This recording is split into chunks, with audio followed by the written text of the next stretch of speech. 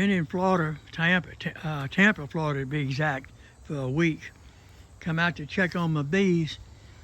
My grass is a little high around the hive, but they look like they okay.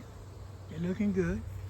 Let me check that red ink container I had built to kill the ants. Let me see what we got here. Oh, okay. Full of dead ants. And people, there is no ants. And this is a medicine bottle with a hole in the top. That was also one there, one over there, and I think there's one out front somewhere.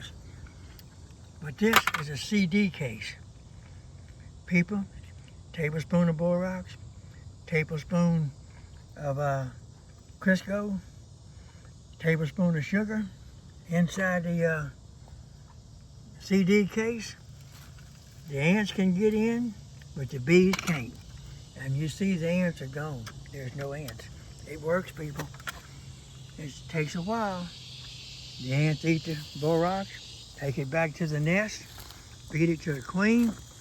The queen eats it, and the whole nest is dead.